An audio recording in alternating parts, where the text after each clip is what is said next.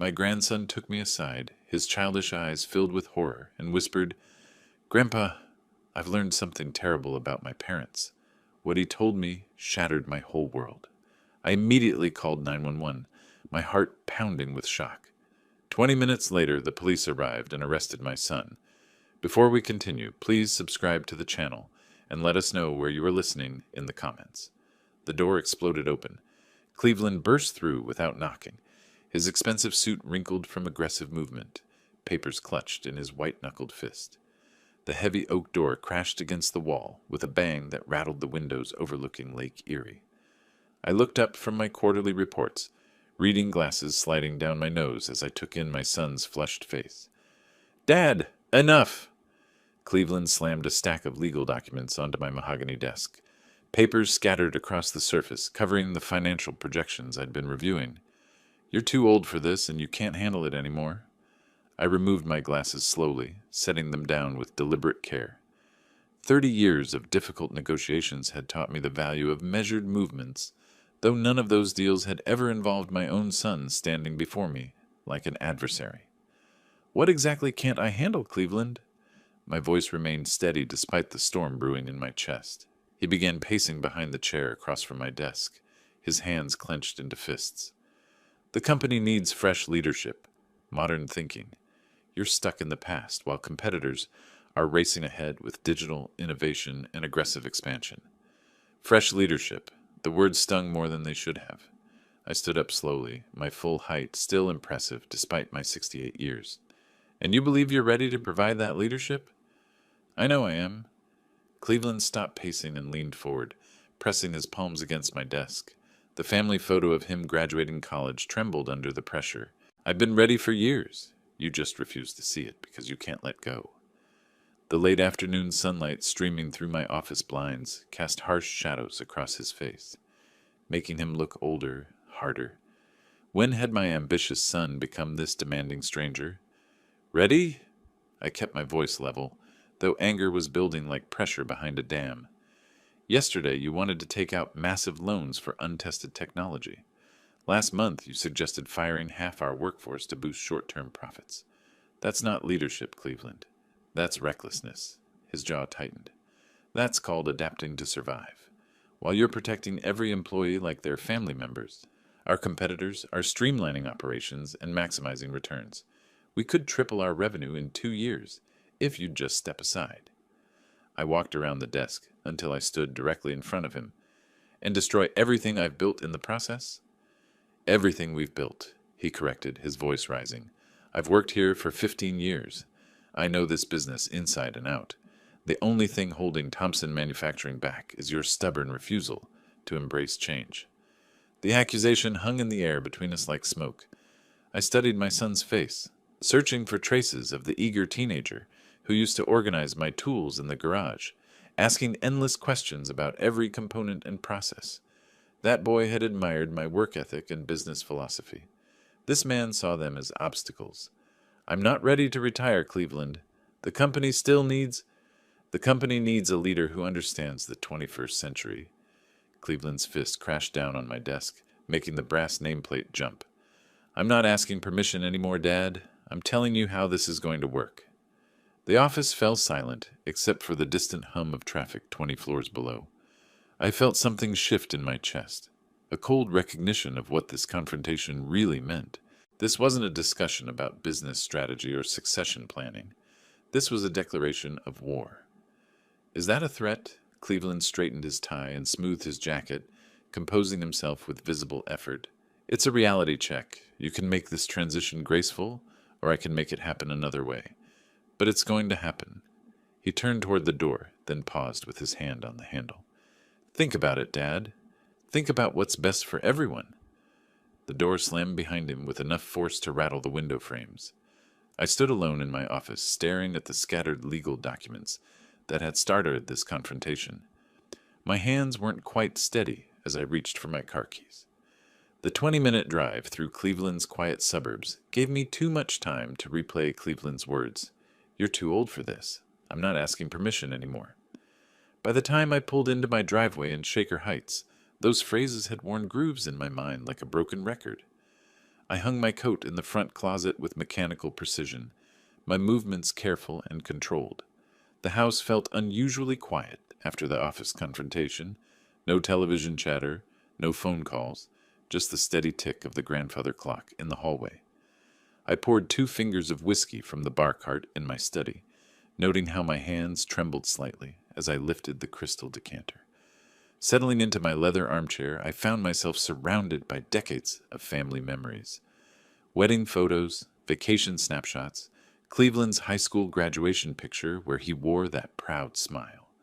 The same smile I'd seen when he organized my tools as a teenager, eager to learn every aspect of the business. When did everything change? My gaze drifted to the old company photos arranged on the bookshelf. There we were in 1995. Me standing in front of our tiny rented office space, Cleveland beside me with grease on his hands from helping move equipment. He'd been 22 then, fresh out of college but willing to start from the bottom. We'd work side by side until midnight, planning expansion strategies and celebrating small victories. I remembered those early sacrifices, missing family dinners because a client needed immediate attention, working 80-hour weeks to secure contracts that would keep us afloat, taking financial risks that kept me awake at night, knowing that failure would mean losing everything I'd promised my family. From that garage startup to 300 employees, from $20,000 in annual revenue to $20 million.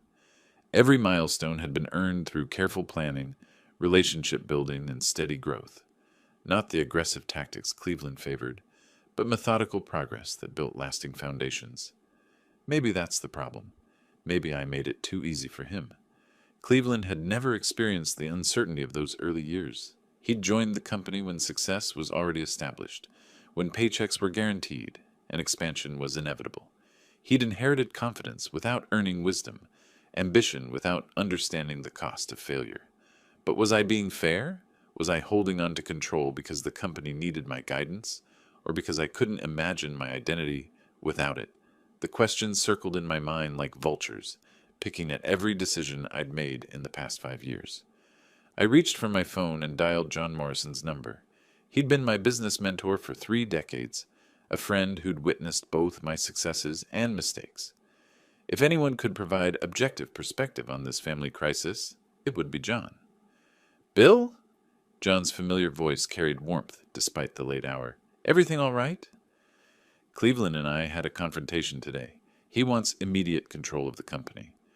I summarized the office scene without revealing how deeply Cleveland's words had shaken me. John was quiet for a moment. "Family business transitions are never simple. How do you feel about his readiness?" "Honestly, I think he's skilled but impatient.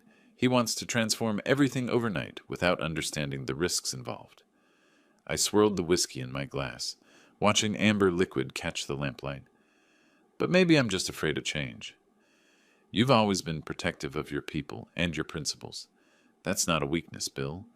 But Cleveland's generation approaches business differently.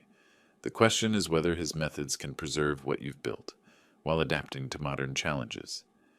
We talked for another 20 minutes, exploring scenarios and possibilities. John shared stories of other family businesses he'd observed, some successful transitions and others that had ended in permanent damage. By the end of our conversation, I felt validated in my concerns, but no closer to a solution. After hanging up, I finished my whiskey and checked my watch. 8:30. Tomorrow would bring new challenges, and I needed rest before facing whatever Cleveland had planned next. I felt determined, but wary as I headed upstairs, like a general preparing for a battle he'd hoped to avoid. I arrived at the office early the next morning, needing time to restore order before the business day began. By 8:15, I'd reorganized my desk and cleared away the scattered papers from yesterday's confrontation. The morning sunlight slanted through my windows at a different angle, softer and more hopeful than the harsh afternoon glare that had illuminated Cleveland's angry face. A gentle knock interrupted my email review. Cleveland entered carrying a silver service tray with 2 coffee cups and a plate of pastries from the bakery near his house. His posture was subdued, apologetic, a stark contrast to yesterday's aggressive stance. "Dad, I brought coffee." He set the tray carefully on my desk, avoiding eye contact. "I wanted to apologize for yesterday. I was out of line." The aroma of fresh coffee filled the office, as Cleveland arranged the cups with deliberate care. His movements were measured, controlled, as if he'd rehearsed this entire approach. I watched him closely, analyzing every gesture for signs of genuine remorse or calculated manipulation. "I spent last night thinking about what you said," Cleveland continued, finally meeting my gaze. "You're right about patience and wisdom. I've been so focused on growth opportunities that I forgot to appreciate what you've already built." He sat down across from my desk instead of looming over it, his body language respectful rather than demanding. "I remembered something from when I was 16, organizing your tools in the garage. You told me that real success comes from understanding every component before trying to improve the machine." Did I say that? The specific memory felt familiar, though wrapped in the haze of countless father-son conversations over the years. Cleveland's reference to our shared past touched something deep in my chest, the parental pride that had driven my sacrifices for 3 decades. I accepted the coffee cup he offered, noting its perfect temperature and rich blend, my preferred roast from the shop Cleveland had discovered during his college years. "You've given this considerable thought. More than I should have needed to." Cleveland sipped his coffee, his demeanor calm and reflective. "I want to earn your trust, not demand it. If you're willing to work with me on a gradual transition plan, I promise to prove I can honor what Thompson Manufacturing represents." We spent the next hour discussing specific projects and responsibilities. Cleveland asked thoughtful questions about client relationships and manufacturing processes, showing genuine interest in details he'd previously dismissed as outdated methodology. He nodded enthusiastically when I outlined my vision for sustainable growth over the next 2 to 3 years. "I understand now that patience isn't the same as stagnation," Cleveland said, reviewing notes he'd taken during our conversation. "Your approach builds lasting foundations instead of temporary profits." The coffee tasted rich and warming, carrying hints of chocolate and caramel that reminded me of successful morning meetings from years past. Cleveland agreed with every suggestion I made, acknowledging the wisdom in gradual expansion and employee loyalty programs. His transformation seemed almost too perfect, but I wanted desperately to believe it was real. "There's a project with Morrison Industries that would be perfect for you to lead," I said, feeling cautiously optimistic about our relationship's future. "It involves the kind of innovative thinking you've always championed, but within established frameworks that protect our core values." Cleveland's eyes lit up with what appeared to be genuine excitement. "I'd be honored to take that on. Thank you for trusting me with something so important." As our meeting concluded, Cleveland gathered the empty coffee cups and pastry plate, promising to earn the company rather than inherit it. His humility seemed authentic, and for the first time in months, I felt hope that we could bridge the gap between his ambition and my experience. I watched him leave my office carrying the silver tray with the same careful attention he'd shown throughout our conversation. The bitter aftertaste from my coffee lingered slightly, but I dismissed it as normal, probably just the difference between office brewing and professional preparation. For now, I allowed myself to feel optimistic about our family's future. 5:45 arrived with the same punctuality I'd maintained for 30 years. I saved the quarterly projection spreadsheet and reached for my coat hanging behind the office door. Standing triggered the first wave, a sudden dizziness that sent me grabbing for the desk edge as papers scattered to the hardwood floor. This isn't normal fatigue.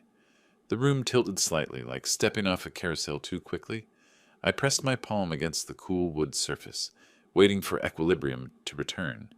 The air conditioning's steady hum seemed amplified, competing with an unexpected ringing in my ears. Nausea followed the dizziness, rolling through my stomach in slow, persistent waves. I loosened my tie and unbuttoned my collar, suddenly desperate for air despite the office's comfortable temperature. My hands trembled as I reached for the water bottle beside my computer monitor. What's happening to me? I attempted standing again, but my legs felt disconnected from my intentions. The familiar view of Lake Erie through my windows wavered like heat mirages, and a metallic taste coated my tongue. This wasn't stress or overwork. Something was genuinely wrong. The intercom button required 2 attempts before I could think clearly enough to give the taxi driver my address and handle the payment with steady hands. As we pulled away from Thompson Manufacturing's parking garage, I studied the familiar downtown Cleveland skyline through the rear window. 30 years of building that company, and now my own body was betraying me at the moment when everything should have been falling into place with Cleveland's newfound maturity. The taxi driver glanced at me through his rearview mirror. "You all right back there, sir?" "Fine, thank you." I gripped the door handle for stability as we turned onto the highway toward Shaker Heights. The late afternoon sunlight felt too bright, forcing me to close my eyes and lean back against the headrest. Tomorrow will be better. It has to be.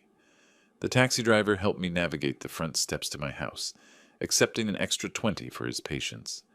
Inside, the familiar comfort of my own space provided immediate psychological relief, even if my body continued its rebellion against whatever was affecting me. I made myself light dinner, chicken soup from a can and saltine crackers, the kind of meal reserved for actual illness. Sitting in my living room chair, I felt marginally better. The nausea had subsided to occasional waves, rather than constant churning, and my hands had stopped their persistent trembling. Early bedtime will solve this. Tomorrow, I'll be back to normal. By 10:30, I was under the covers in my familiar bedroom, expecting the restorative sleep that had always served me well. The digital clock's red numbers provided the only light as I settled into my usual position. 11:45 brought me awake with renewed vengeance. The nausea returned with compound interest, accompanied by a pounding headache that felt like construction work inside my skull. I stumbled to the bathroom for water and aspirin, gripping the doorframe for support. 1:20 brought the second awakening. The headache had intensified, and now cold sweats joined the symphony of symptoms. I sat on the bathroom floor, pressing my cheek against the cool tile wall, waiting for another wave to pass. 3:15 delivered the worst episode yet, dry heaving over the toilet bowl while my head felt like it might split apart. Every position was uncomfortable. Every movement brought fresh misery.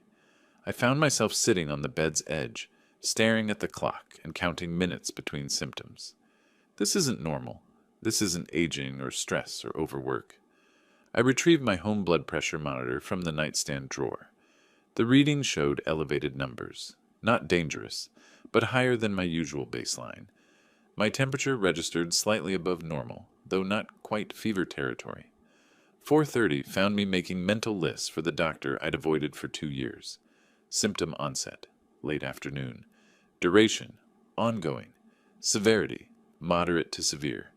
Possible causes, food poisoning, viral infection, stress reaction, medication interaction, aging-related episode. I avoided internet research, knowing the rabbit hole of self-diagnosis that awaited. Instead, I focused on observable facts. The timeline, the specific sensations, the gradual progression from minor discomfort to significant illness. Dawn arrived at 6 o'clock with modest improvement. The headache had dulled to manageable levels, and my stomach felt stable enough for movement. I showered with careful deliberation, letting hot water wash away the night's misery. Fresh clothes felt like armor against continued illness.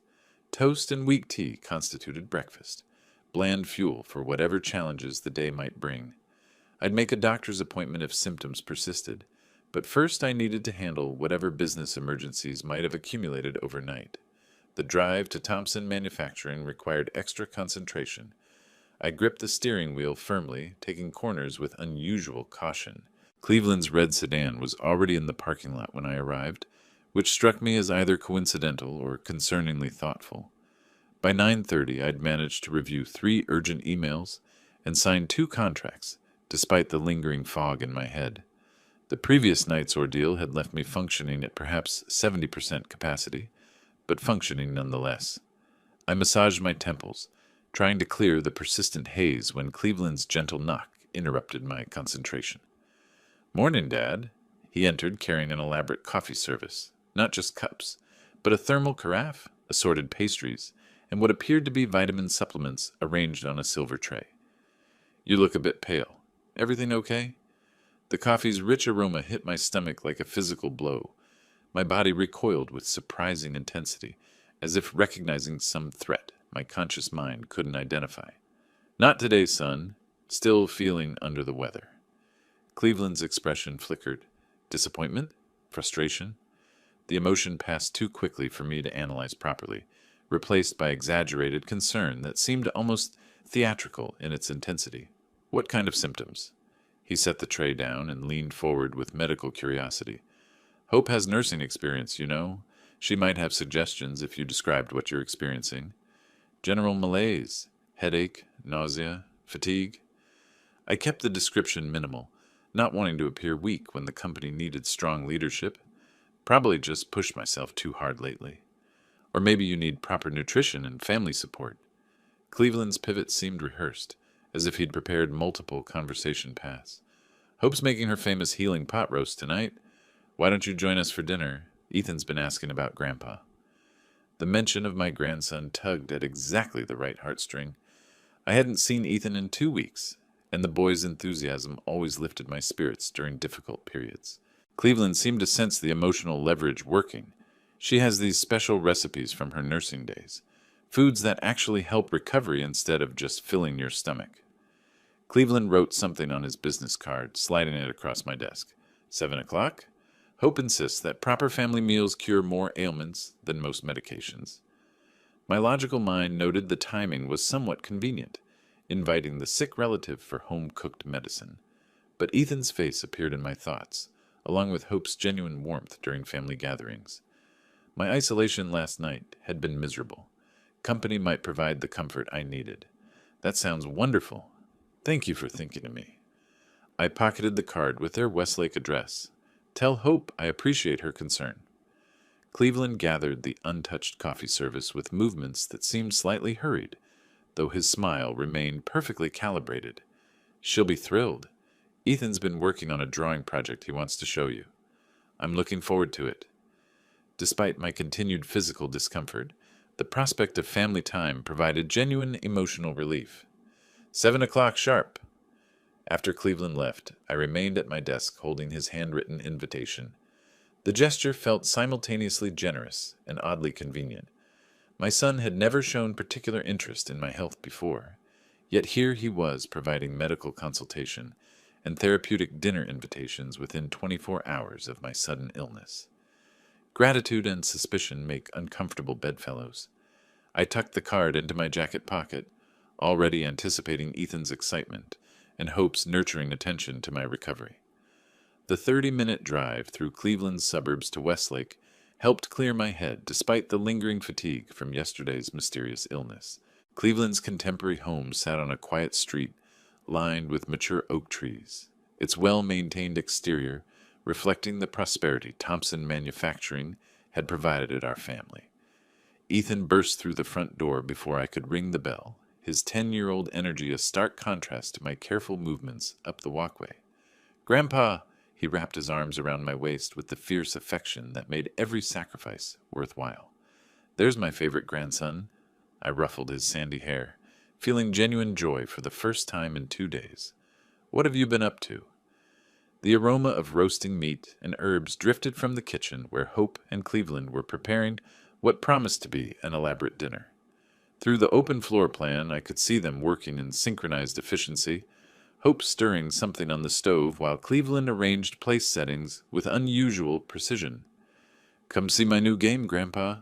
Ethan tugged me toward the living room couch, his excitement infectious despite my physical weariness. "It's about building cities and managing resources." We settled onto the comfortable sectional, Ethan explaining the game's complex rules, with the patience of someone who'd clearly been looking forward to this demonstration. His enthusiasm temporarily pushed aside my concerns about the lingering weakness in my hands and the occasional wave of nausea that still visited without warning. "Dinner in 20 minutes, Cleveland called from the kitchen, his voice carrying forced cheerfulness that seemed slightly strained. "Hope's making her famous healing pot roast specifically for Dad's recovery." Ethan's excitement faltered slightly. He glanced toward the kitchen, then back at the game controller in his hands. Something in his expression shifted, a nervousness I hadn't noticed before, as if the mention of dinner had triggered an uncomfortable memory. "Everything okay, buddy?" I studied his face, noting how he'd started fidgeting with the controller's buttons without actually playing. Hope appeared in the doorway, wiping her hands on a kitchen towel. "How are you feeling, Bill?" Any improvement since yesterday? Her concern appeared genuine, though something in her eyes seemed to be evaluating my response, rather than simply caring about my welfare. Better, thank you. This family time is exactly what I needed. I smiled at her, though Ethan's continued nervous fidgeting was beginning to concern me more than my own physical discomfort. Grandpa, Ethan said suddenly, his voice dropping to a whisper, I need to tell you something very important. He set down the controller and turned to face me directly, his young face serious in a way that seemed far too mature for his age. What is it, son? I leaned closer, instinctively lowering my voice to match his. Ethan glanced toward the kitchen, then back at me. I heard my parents talking about putting drops in your food. They said it would make you sick, so you'd give them the company. His words came out in a rush, as if he'd been holding them inside for too long. The world stopped. Everything I thought I knew about family loyalty, about Cleveland's newfound maturity, about Hope's nurturing concern, crumbled in the space between one heartbeat and the next. What exactly did you hear? Mom was mixing something into soup. Dad said it would make you weak so you couldn't run the business anymore. Ethan's hands trembled as he spoke. They're trying to hurt you, Grandpa. I don't want them to hurt you. I took his small hands in mine, feeling their trembling match my own internal earthquake. You did the right thing telling me. Can you promise me something very important? He nodded solemnly. Don't tell your parents we had this conversation. Let me handle this, okay? You're safe, and I'm going to make sure we're both protected. I squeezed his hands gently. I need to use the bathroom for a minute. The guest bathroom provided the privacy I desperately needed to process what Ethan had revealed. I locked the door with deliberate quiet, my hands no longer trembling from illness, but from controlled rage. My son, my own blood, was attempting to murder me for a company I'd built to secure his future. I pulled out my cell phone, checking the signal strength before dialing 911. Every sound from the kitchen felt amplified. Hope's humming, Cleveland's cabinet doors opening and closing, the ordinary sounds of a family preparing dinner that now carried sinister undertones. 911, what's your emergency? My son is trying to poison me. The words felt surreal leaving my mouth, but Ethan's frightened confession left no room for doubt. I'm at his house right now, 1247 Oak Street in Westlake. Sir, are you in immediate danger? They're preparing dinner. My grandson overheard them discussing putting something in my food. I kept my voice low but clear, one ear listening for footsteps approaching the bathroom door. They've been doing this for 2 days. I need officers here immediately. We're dispatching units to your location. Can you avoid eating anything they offer you? Yes, I can delay. But please hurry. There's a child here, my 10-year-old grandson. He's the one who warned me. The dispatcher's professional questions helped me organize the crucial details. Exact address, number of people in the house, whether weapons were present. Units are en route. Estimated arrival in 15 minutes. Sir, remain calm and avoid any confrontation. Do not let them know you've called police. I flushed the toilet and ran water in the sink, maintaining the illusion of normal bathroom usage while my mind raced through the implications. Cleveland's aggressive demand for control, Hope's medical knowledge, the convenient timing of yesterday's illness after their morning coffee ritual. Every piece now fitted into a horrifying pattern. Checking my appearance in the mirror, I forced my expression into neutral territory. In 15 minutes, my family would be destroyed, but Ethan would be safe. That had to be enough. I opened the door and stepped back into the hallway, just as Cleveland called from the dining room. Dad, come join us. Hope has everything ready, and it smells incredible. The man calling me to dinner was the same one who'd organized my tools as a teenager, who'd asked endless questions about business strategy, who'd hugged me at his wedding and cried when Ethan was born. Now he was calculating the dosage needed to kill his own father. I walked toward the dining room with steady steps, preparing for the performance of my lifetime. Cleveland had transformed their dining room into an elaborate dinner theater, complete with cloth napkins and the good china Hope usually reserved for holidays. Steam rose from serving bowls arranged around a centerpiece of fresh flowers, creating an atmosphere of celebration that made my stomach churn for reasons having nothing to do with lingering illness. The guest of honor takes the head of the table, Cleveland announced with theatrical flourish, guiding me to the chair facing the kitchen. Hope ladled soup into my bowl with particular attention, her movements precise and deliberate, as she added what appeared to be extra herbs from a small container beside the stove. "I've included special healing spices just for you," Hope explained, her nursing background lending authority to her words. "These particular herbs are excellent for digestive issues and general weakness." Ethan took his seat across from me, our eyes meeting briefly before he looked down at his own bowl. The fear in his young face was barely contained, and I knew he was watching every move his parents made with the same horrified fascination I now felt. "To family healing and new beginnings." Cleveland raised his water glass in toast, waiting for everyone else to follow suit. "May this meal restore Dad's strength and bring us closer together." The irony was suffocating. I lifted my glass but avoided drinking, noting how Cleveland's eyes tracked my every movement. When Hope placed the soup bowl directly in front of me, the aromatic steam carried an undertone I couldn't identify, something bitter beneath the familiar scents of beef and vegetables. "I'm not very hungry tonight," I said politely, pushing the bowl slightly away from me. "Still feeling a bit off from yesterday." "But you need nourishment to recover properly." Cleveland's concern sounded genuine until I noticed the slight edge creeping into his voice. "Hope spent hours preparing this specifically for your condition." "The soup contains nutrients your body desperately needs," Hope added, moving closer to my chair. "Without proper nutrition, your immune system can't fight whatever's been making you sick." I maintained my polite refusal, but Cleveland's patience was clearly deteriorating. His jaw tightened when I declined a second time, and I caught him exchanging worried glances with Hope. Their careful plan was unraveling because their victim refused to cooperate. "Dad, you have to eat something." Cleveland's voice carried a new authority, the tone he'd used during our office confrontation. "You've been sick for 2 days. This soup will help." I said I'm not hungry.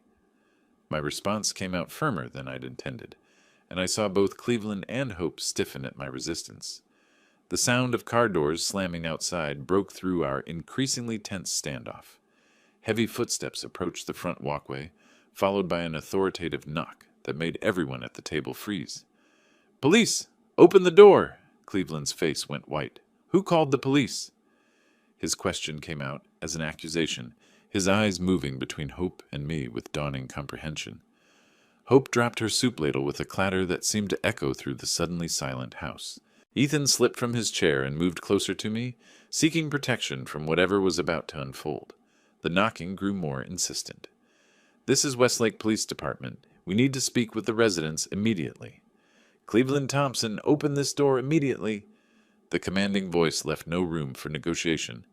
Cleveland stumbled toward the front entrance, his face draining of color, as Hope dropped her serving spoon with a clatter that echoed through our suddenly silent dining room. 3 officers entered with professional efficiency, their badges gleaming under our chandelier's warm light. The lead detective surveyed our dinner scene with trained eyes, taking in the formal table setting, the steaming bowls, and our frozen tableau of guilty parties and protected victim. "Sir, we received a report of attempted poisoning at this address." Detective Martinez addressed me directly, while his colleagues moved to strategic positions around the room. "Are you William Thompson?" "I am." Relief flooded through me as I stood slowly, keeping one protective hand on Ethan's shoulder. "Thank you for responding so quickly." Cleveland's protests began immediately. "This is ridiculous. What poisoning? We're having a family dinner." His voice cracked with desperation as the detective photographed our table setting before anyone could disturb the evidence. "Everyone step away from the dinner table, please." Detective Martinez's partner began collecting samples from each bowl, paying particular attention to mine. "We'll need to test these contents immediately." Hope stood frozen beside the stove, watching in horror as a crime scene technician opened her special herb container and documented its contents with methodical precision. "I don't understand what's happening," she whispered, though her trembling hands suggested otherwise. "Ma'am, you have the right to remain silent." Detective Martinez approached Cleveland with handcuffs ready. "Anything you say can and will be used against you in a court of law. You have the right to an attorney." "Dad," Cleveland's eyes found mine across the room as the handcuffs clicked into place. "How could you do this to your own family?" The irony was staggering. "I could ask you the same question, son." Hope's arrest followed within minutes, her nursing background making her equally culpable in their poisoning scheme. Neighbors had gathered on the sidewalk outside, drawn by the police cars and flashing lights that had transformed our quiet suburban street into a crime scene.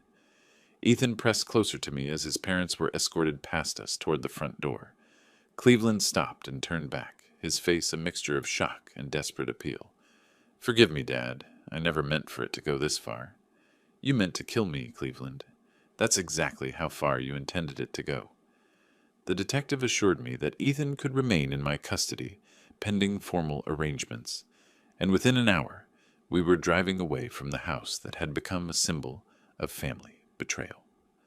My grandson fell asleep in the passenger seat before we reached the highway, exhausted by the emotional upheaval that had torn his world apart. 20 minutes later, I carried him into my house in Shaker Heights, tucking him into the guest bedroom that would become his permanent home. The court date card in my jacket pocket represented the next phase of our journey toward justice. 8 days later, the Cuyahoga County Courthouse felt like a cathedral of justice, as Ethan and I climbed its stone steps toward the third-floor courtroom, where Cleveland and Hope would face the consequences of their choices. My grandson's small hand gripped mine tightly, his courage remarkable for someone so young. "All rise for the Honorable Judge Patricia Williams." The bailiff's voice filled the formal courtroom as families, lawyers, and court personnel rose in unison. Across the aisle, Cleveland and Hope sat with their defense attorneys, both looking diminished by orange jumpsuits and the weight of overwhelming evidence. The state of Ohio versus Cleveland Thompson and Hope Thompson attempted murder in the first degree. Judge Williams reviewed the charges with grave authority before nodding to the prosecutor. "Counselor, you may present your opening statement." The prosecution methodically presented laboratory reports confirming toxic substances in the soup samples, medical testimony about my symptoms correlating with poisoning timelines, and physical evidence from Cleveland's kitchen that painted an undeniable picture of premeditated murder. "Mr. Thompson, please state your relationship to the defendants." The prosecutor guided me through my testimony with careful precision. "Cleveland is my son. Hope is my daughter-in-law." Speaking those words in a courtroom felt surreal, as if I were describing strangers rather than people who had shared 30 years of family dinners and birthday celebrations. "Tell the court what happened on the evening of June 12th. I recounted the dinner invitation, Ethan's warning, and the desperate pressure to consume food I now knew was poisoned. "My own son tried to murder me for control of my company. If not for my grandson's courage, I would be dead." The defense attorney's cross-examination proved futile against such clear evidence. "Mr. Thompson, isn't it possible you misunderstood your grandson's innocent observation? 10-year-old children don't imagine conversations about putting drops in their grandfather's food to make him sick." Ethan's testimony came via closed-circuit television to protect him from courtroom trauma. With a victim's advocate beside him, he answered questions with startling clarity. "I heard Mom mixing something special for Grandpa. Dad said it would make him too weak to run the company anymore." The jury deliberated for less than 2 hours. Guilty on all counts. Judge Williams's sentencing carried the weight of moral authority. Family relationships are built on trust, love, and protection. You violated those sacred bonds for financial gain. I sentence each defendant to 8 years in state prison. Cleveland's final words echoed across the courtroom. "Dad, forgive me. I lost my way completely."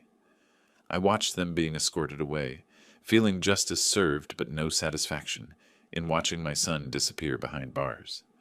4 days after the trial, I sat in my Thompson manufacturing office, reviewing legal documents with a perspective forever changed by family betrayal. The familiar photos of company milestones now carried different meaning. Success meant nothing without people you could trust to share it.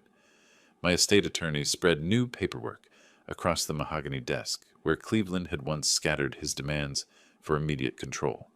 "These revisions ensure Ethan inherits the company at 25, with professional management until then. Remove Cleveland's name from all corporate documents." The decision felt both necessary and heartbreaking. "Establish educational funds for Ethan's business training, but no pressure to join the company unless he chooses." At 4 o'clock, I drove to Edgewater Park, overlooking Lake Erie, where Ethan and I had developed our evening routine of watching sunsets and discussing his adjustment to living with his grandfather. The same lake view from my office window now provided a peaceful setting for healing conversations. "Grandpa, do you think Mom and Dad still love me?" Ethan's innocent question carried the weight of a child, trying to understand adult betrayal. "They love you very much. They made terrible choices about money and power, but their love for you was never in question." I kept my arm around his shoulders as we watched boats navigate the distant waters. Sometimes people lose sight of what matters most. We talked about his new school enrollment, weekend activities, and his gradual understanding that living with me wasn't temporary. Ethan's resilience amazed me daily, his ability to find joy despite everything that had happened. "Will I run the company someday?" "Only if you want to. You'll have many choices, and I'll support whatever makes you happy." The sunset painted everything golden as we sat together on our favorite bench. The most important thing I can teach you is that real wealth comes from relationships built on trust. Walking back to our car hand in hand, I felt lighter than I had in years. Justice had been served. Family bonds had been tested and strengthened where they mattered most, and the future stretched ahead, filled with possibilities I'd never imagined. Ethan's laughter at my suggestion of ice cream for dinner reminded me that some family traditions were worth preserving, while others needed to be created fresh. We had work to do, healing to continue, and a new kind of family legacy to build together. If you like this story, please like this video, subscribe to the channel, and share your impressions of this story in the comments. To listen to the next story, click on the box on the left. Thank you for watching,